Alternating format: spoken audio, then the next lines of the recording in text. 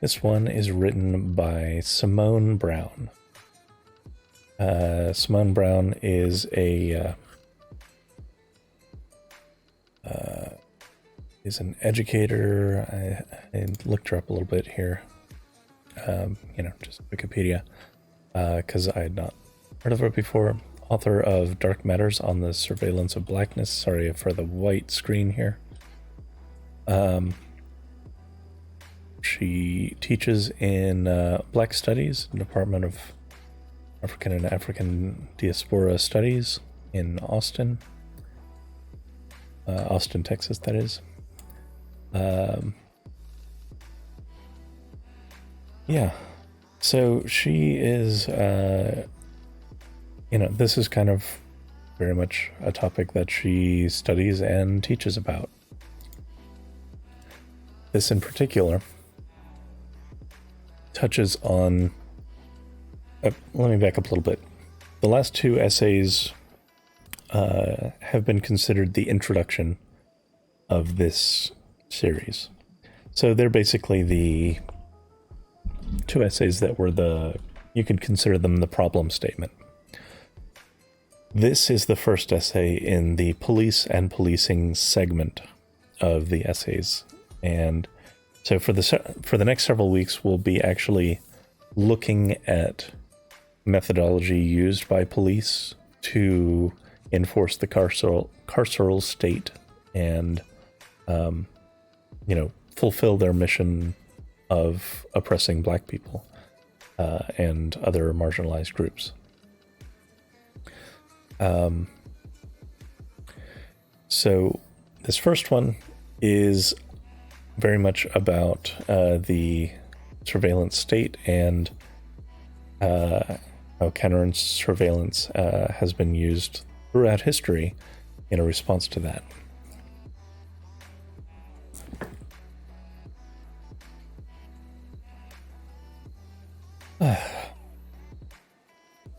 Okay. The Feds are watching. A history of resisting anti-Black surveillance. In October 1976, Ebony magazine published a story about the popularity among Black users of Citizen Band Radio, CB radio, a voice communication technology that allowed for two-way exchanges over distance. CB radio served as a means of community organizing and entertainment, with the establishment of social clubs, the invention of vocabularies, and the use of channels almost exclusively by Black enthusiasts.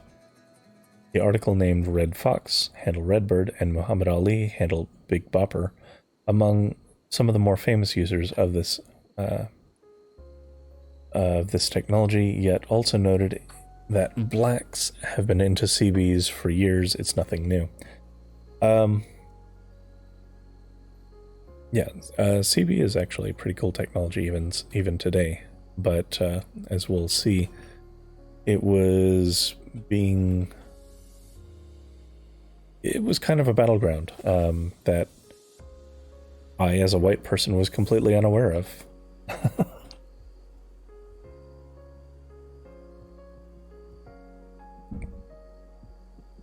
Before the rise in CB radio's popularity on the consumer market, protests, grassroots activists, and civil rights organizations such as the Student Nonviolent Coordinating Committee, SNCC, and the Congress of Racial Equality, CORE, would make use of this communication technology, along with wide area telephone service to monitor threats, acts of intimidation, harassment, firebombings, detentions, and arrests from the police, the KKK, white citizens councils, and other entities deputized by white supremacy.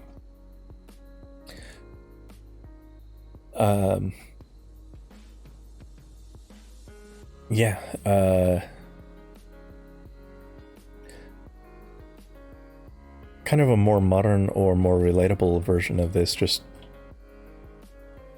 to kind of get a picture on it from something we might have seen more recently, is people who use Twitter and such to call out movements of like the Proud Boys and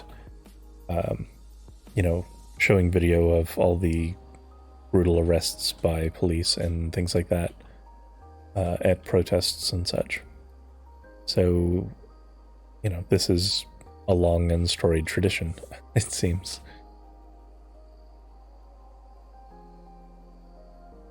A caller utilizing the flat rate wide area telephone service lines to make direct contact with the offices of civil rights organizations would do so in an effort to circumvent local switchboard operators who could, and often would, block calls or eavesdrop on conversations and then pass along information to local police, white vigilantes, and others to enact violence. Watt's calls were still listened in on by the FBI and local police, and public airwave CB transmissions were often subjected to systemic jamming of frequencies, heightening the risk to life and limb of voter registration workers and those staffing or assisting Mississippi's Freedom Summer enfranchisement efforts.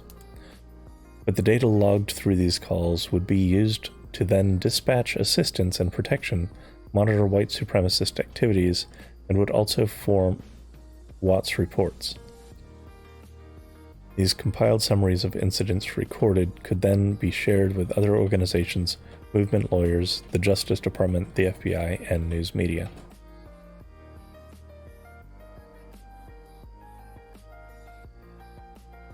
Yeah. So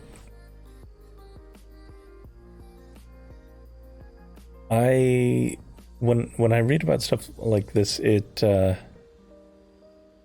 always kind of smacks me in the face with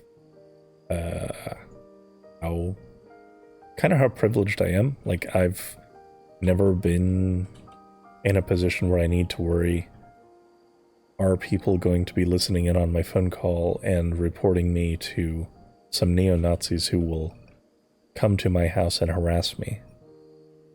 But this is apparently a thing that was routine, to the point where there was a whole organization that did it, and a lot of organization to stifle or counter it.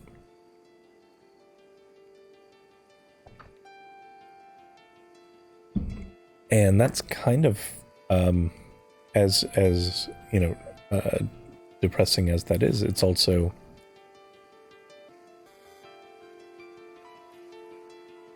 I find it from a technology standpoint very interesting and a little bit heartening to think that a lot of the social media battles that we're seeing are kind of just a continuation, but when I say heartening, I think that in the long run, communication will trend towards those who are using it effectively to create a common good. So we'll continue on.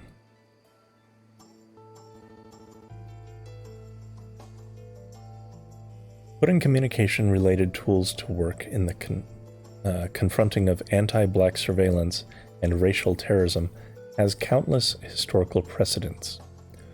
The Negro Motorist Green Book and others like it charted automobile routes so that black travelers could navigate roadways and secure accommodation within the system of segregation.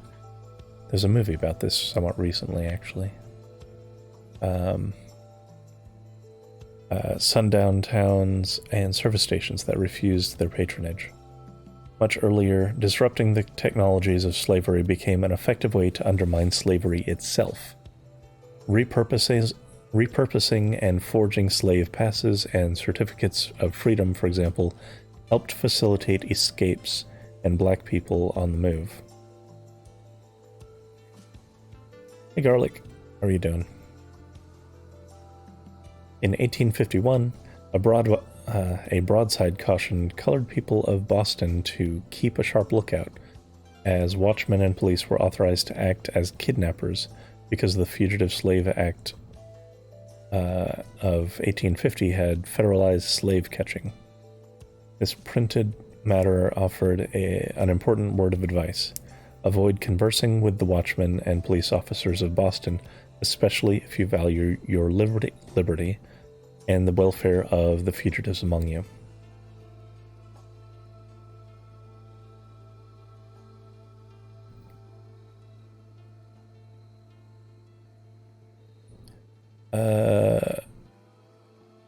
It was a dramatization, Garlic. It was a dramatization. Although there was a lot of... there were some historical aspects to it.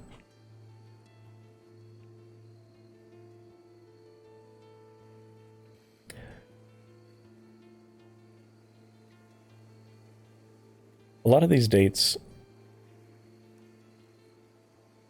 these things are still actually very recent.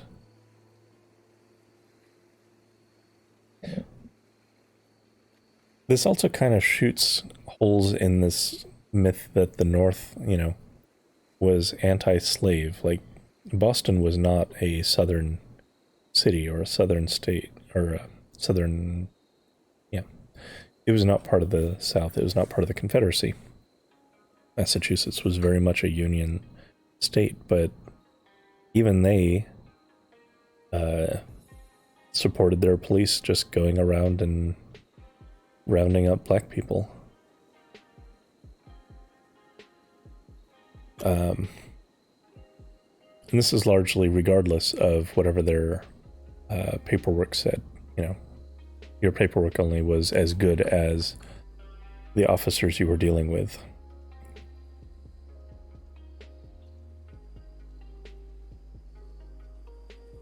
In another example, Harriet Ann Jacobs meticulously shared the specifics of her cunning ability to outwit her captor, Dr. Flint, and eventually escape his predatory sexual harassment and enslavement in her 1861 narrative, Incidents in the Life of a Slave Girl. Her self-emancipation began in North Carolina in 1835, when she ran off and took harbor in the homes of others, concealed herself in a swamp, and then eventually hid in a garret above her grandmother's house for almost 7 years.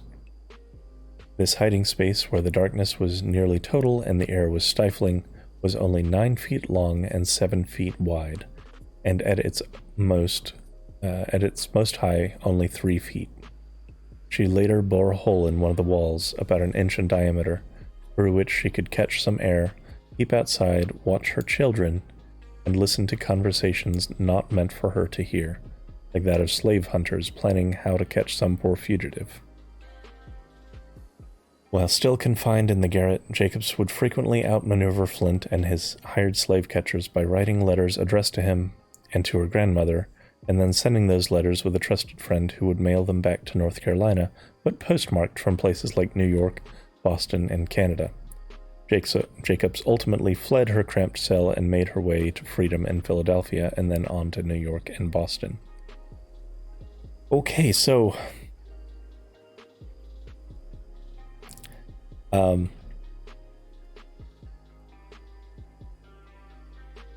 lot to unpack there.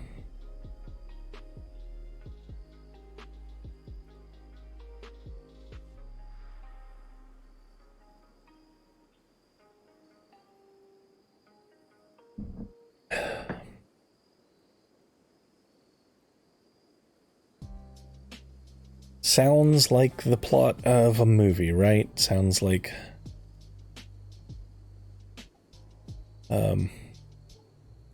you have a clear protagonist, you have a clear villain, and a larger-than-life story about overcoming just incredible circumstances to eventually get freedom. Unfortunately, it's not. It's not just a story. Like, it's one of many similar circumstances. I want to try and kind of take a moment to imagine that. 9 feet long by 7 wide.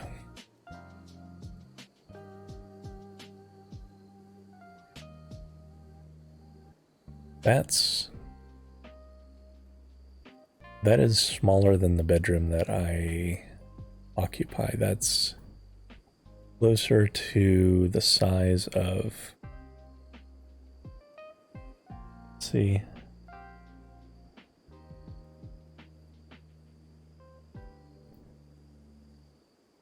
maybe that room over there, maybe, I think it's closer to the size of my very small back porch here, and then 3 feet short. So it's a slightly large bathroom, yeah. Right, so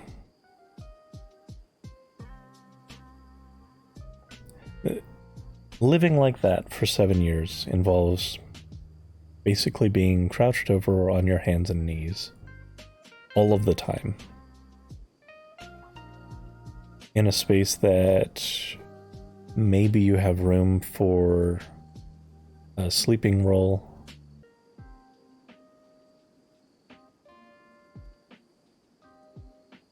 Couldn't run a lamp.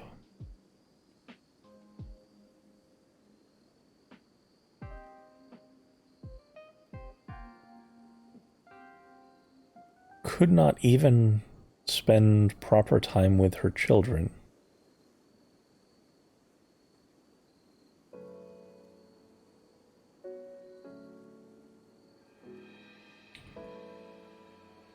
Seven years of that.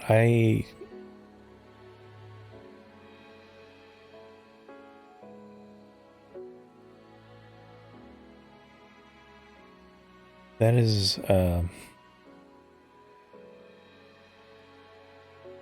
very difficult to imagine. Since it was so dark, that probably would mean anything like even reading would be minimal. If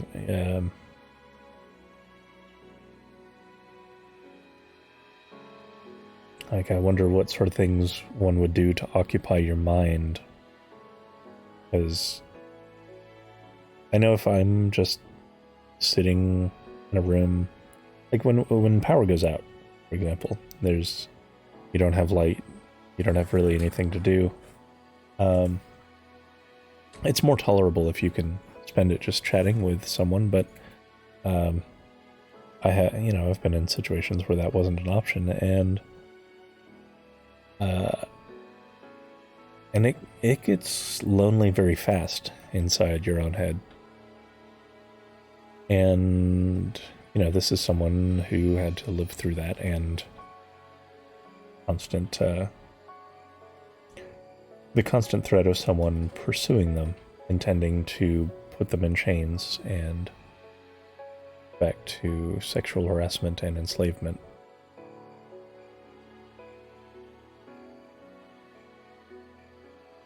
Yeah.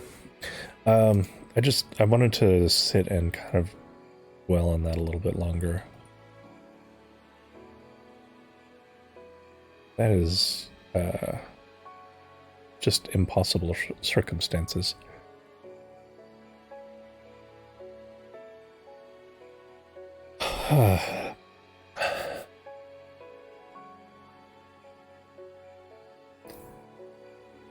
Sorry. Continuing. Taken together, these rebellious acts of insurgency and stealth uses of technology. Donnie. Hiding in a jail cell with no light, no air circulation in the heat and cold, or else you'd be caught and killed. Yeah. It's mind-blowing. And it wasn't that long ago. That's what just kills me. This is stuff that it really wasn't that long ago. It's not like ancient history of some bygone civilization. It was just 150 years back.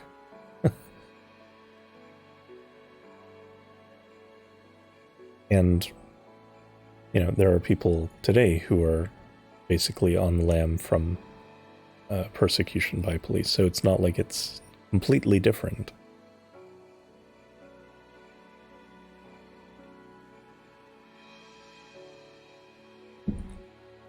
Taken together, these rebellious acts of insurgency and stealth uses of technology, CB radios, Watts lines, counterfeited documents, artful uses of postal service, anticipate the necessary tools of subversion in the face of ongoing police violence and contemporary state surveillance.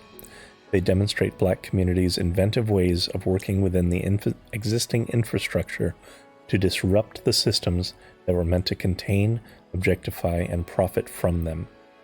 A key part of these rebellious acts are the networks and friendships forged within a system bent on undercutting black social life. This paragraph is kind of the hope that I was feeling from that earlier explanation. It's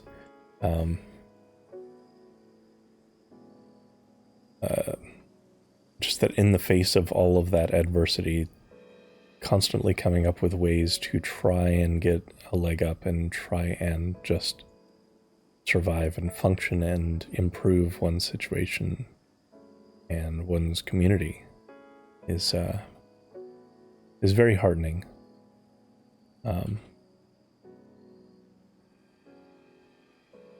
Mostly because I don't know if I would necessarily have it in me to not just be broken. So I don't know, it's a lot of stories like this really get to me and make me question that sort of thing about myself. Like, what would I do in that sort of situation? Would I be able to survive? Would I be able to function?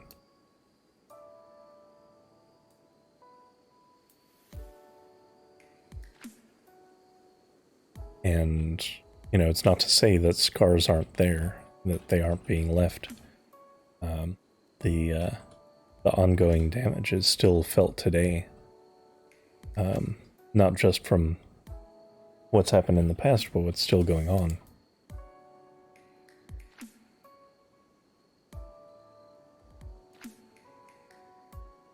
But what does it mean in this moment for corporations to capitalize on people's legitimate fear of racialized violence and the reality of surveillance by the settler state or otherwise? But differently, when products and innovations like dash cams or the "Hey Siri, I'm getting pulled over" iPhone shortcut are marketed and popularized as counter-surveillance tools, they reinforce the idea that data collection technologies can help people safely navigate contact with policing. While these products might mitigate harms, or at least record them, we should read many of these moves as part of an expansion of the surveillance state. Amazon, for example, shares doorbell camera footage from its Ring service surveillance platform with policing agencies. This partnership could become even more troubling as the footage is not, for now, end-to-end encrypted. And Amazon just announced that the company will soon be selling drones to fly around the interior of users' homes as part of its Ring surveillance hardware.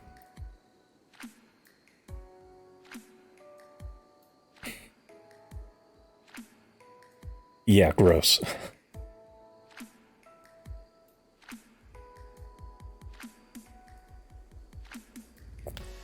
Now, there is something to be said about a closed circuit surveillance system that you yourself set up and control. But yeah, a lot of these corporations have been acting in very bad faith with some of this stuff, and it should be heavily scrutinized. There's a... Sorry, I'm distracted. There's a strange little discoloration from my chroma key in the webcam that's bothering me, but I'll just ignore it for now. Is Siri less bad? They're probably less bad than the Ring service, but Siri is not great.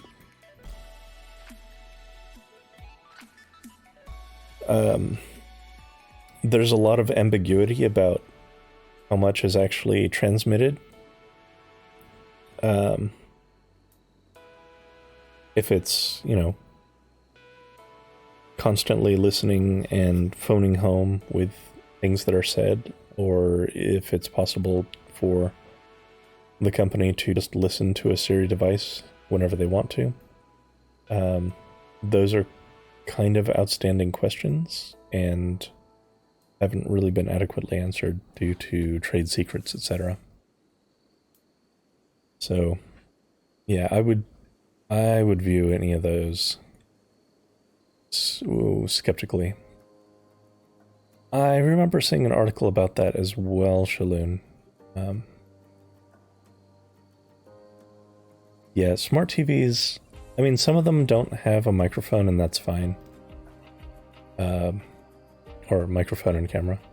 Some of them are just smart in that they have apps built into them, but yeah, any of them that have a microphone are problematic, and a lot of phones.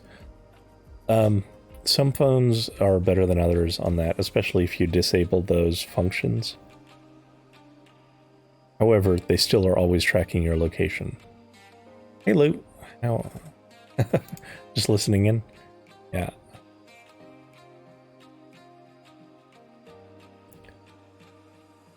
So...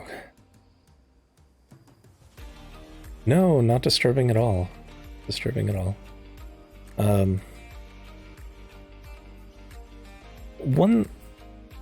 One of the reasons why a lot of these just get adopted without question is the people who that surveillance would be aimed at are not the primary consumers of it. So like a lot of these systems are not at the moment going to be heavily utilized against someone who looks like me, for example. What? What are you laughing about? Orphan is chuckling at something.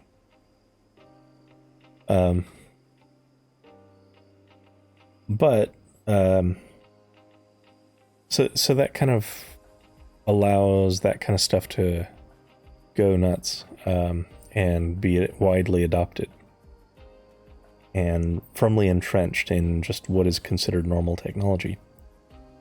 Not realizing that that same technology, which is benign and harmless for now to someone like me,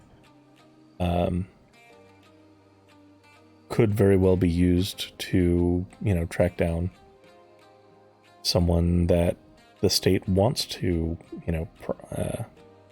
persecute. Admittedly, the more I talk,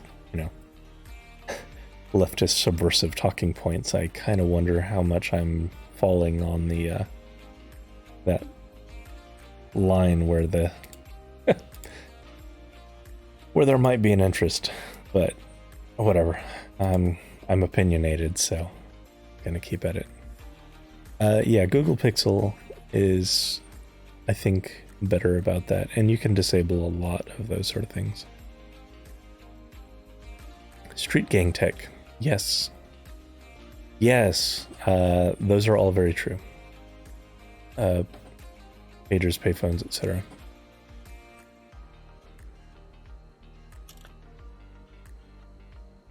Let's see. Alternatively, we could look to tools that could be imperfect for now, but that signal a practice of abolition in their design and methods. See Not 911, an app created by formerly incarcerated software engineers that offers users alternatives to calling emergency services without dispatching police. Most importantly, the community care practices, toolkits, and mutual aid acts done by, for example, Survived and Punished, the Bay Area Transformative Justice Collective, AAPI Women Lead, and Stop Spying LAPD Coalition and other organizations work to produce the conditions for social transformation by stealthily disrupting anti-black surveillance. In so being, they offer us a model towards abolition. So, not 911 and these other organizations that are mentioned. These are... We talk a lot about needing those parallel structures to come into place to handle social situations that come up and to handle, homelessness, to handle rehabilitation, to handle all of these things. And these things, all of these mutual aid organizations exist to fill that void, because that is a gap right now. If we could actually have that set up, as a, systemic thing across the country, that would be fantastic. But as it is, it's going to be piecemeal organizations setting up where they can to basically fill the need and actually serve and protect their communities. They are actually doing the work that police claim to be doing.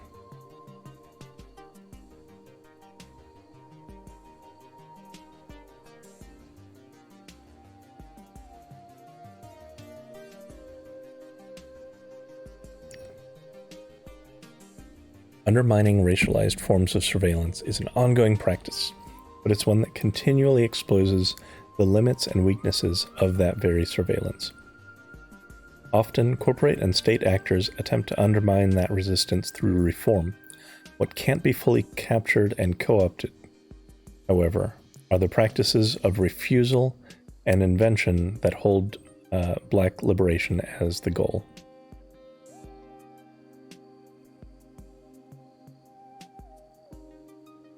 Yeah. And that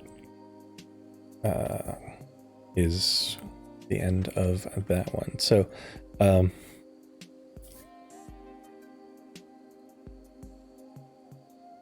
right. What is rightly pointed out here is whatever is developed, the state and corporations really will try to show that they're actually doing good, that they've adjusted things to remove the bad from it. An example that we're seeing currently, not about surveillance per se, but the situation out of Rochester, where a girl was pepper sprayed in the face, and the response from lawmakers is, oh, well, we shouldn't allow them to use pepper spray, which totally misses the point. Which is, the pepper spray isn't the problem. It's the actual goal, the underlying attitudes that led to the deployment of pepper spray. Because whether it's pepper spray, whether it's a gun, whether it's a taser, whether it's just physically pushing someone to the ground and kneeling on their neck, whatever it is, whatever tool is in their box is being used. You can tweak the tool box however you want, but as long as the underlying poison is there, the toolbox will be used with the goal of continuing to oppress marginalized communities. That has not been confronted by state actors, and it's not being confronted by corporate actors, and it really is something that only will come through setting up, and supporting mutual aid organizations and building it from the ground up until such time that police really serve no function. It generates pressure to abolish them, because at some point they're not doing anything except creating problems. Oh yeah, the video that police union, yeah. She wasn't hurt. What are you talking? You pepper sprayed a 9-year-old girl in the face and you're saying she wasn't hurt. No, that's not.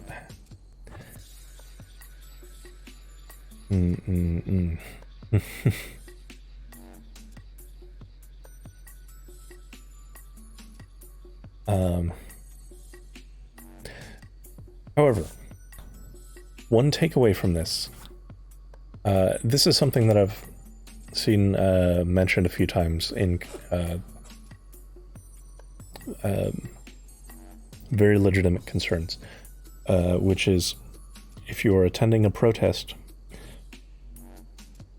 or protest movement or anything like that, be very, very careful about like what you're photographing and recording. There are very good reasons to record incidents, for sure. However, if you don't like blur faces and identities or obscure voices and such, you could end up doing more harm than good in some cases. So just have to be mindful of that kind of thing, because, you know, if recording something, someone ends up on camera, that the police decide we want to go after this guy, and, you know, it's out on social media, then they have more to go on with someone's identity. Don't need to help out surveillance state, basically.